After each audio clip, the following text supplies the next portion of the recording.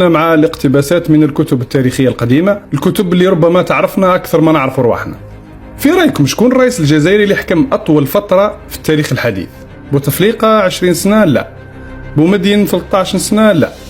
إنه محمد بن عثمان اللي حكم الجزائر 25 سنة، وكان ذلك ابتداء من سنة 1766، معروف باسم الحاج محمد. مولود بالعاصمة سنة 1710، وتوليه المنصب جاب اجتهاده وترقياته نظرا لعلمه وتسييره الجيد للإدارة، لأنه لم يكن من رياس البحر، وهو اللي أعلن الحرب على الدنمارك والنرويج. وراح نديروا حلقة خاصة بهذا الموضوع، كيف أجبرهم على الخضوع التام مثل باقي الدول الأوروبية. واليوم بين يدينا هذا الكتاب اللي يحوي أرشيف المراسلات السرية الأمريكية، واللي وافق الكونغرس على نشره عام 1832 وبتوقيع وزير الخارجية، يعني مراسلات محققة ورسمية. ومن بين المراسلات نلقوا رسالة من ضباط بحرية أمريكيين يقبعون في السجن في الجزائر إلى رئيس الولايات المتحدة الثاني جون آدمز، لما كان نائبا للرئيس جورج واشنطن، واللي ترجع لفترة حكم الداي محمد بن عثمان اللي حكينا عليه.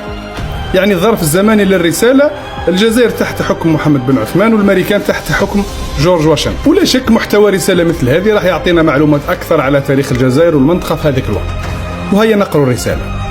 سيدي، يؤسفنا أن رسائلك الثلاثة المؤرخة في 29 سبتمبر 1786 لا تحمل أي أمل في خلاصنا، أو حتى أنها تعطينا إشارة اطمئنان.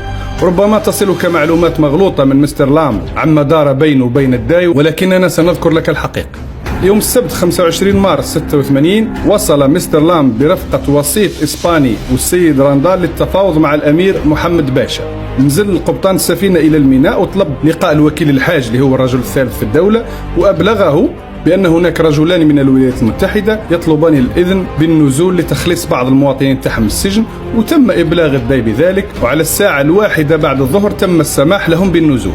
مستر لام طلب أنه يسمح له بالحصول على شرف تقبيل يد الحاكم الجزائري لأجل أن يوافق على السلام مع الولايات المتحدة، لكن الداي رفض وقال له كانك جاي تفاوض على الأسرى الأمريكيين في سجون الجزائر، مرحبا بك، راح نسمع لك. في 29 مارس السيد راندار ركب في سفينة إسبانية وخلى لام بوحده في الجزائر وراح. ونهار 1 أفريل رجع لام للداي بعد ما توسط له القنصل الفرنسي، وقال للداي قداه راك طالب فدية باه نحرروا المساجين الأمريكيين. قال له الداي ارجع لي بعد نهارين حتى نشوف رياس البحر اللي حكمون. في 3 أفريل رجع المرسول الأمريكي للداي وقال له الداي قداه مستعد أنت تدفع مقابل مساجينك الأمريكيين. قال له مستر لامب أمريكا مستعدة أن تدفع 10,000 دولار، لكن الداي قال له احنا طالبين فيهم 50,000 دولار. مستر لامب قال له حتى 50,000 مليحة، خليني نتشاور مع المرافقين ونقول لك. ورجع في اليوم الخامس وقال له أنه حاب يهزنا ب30,000 دولار.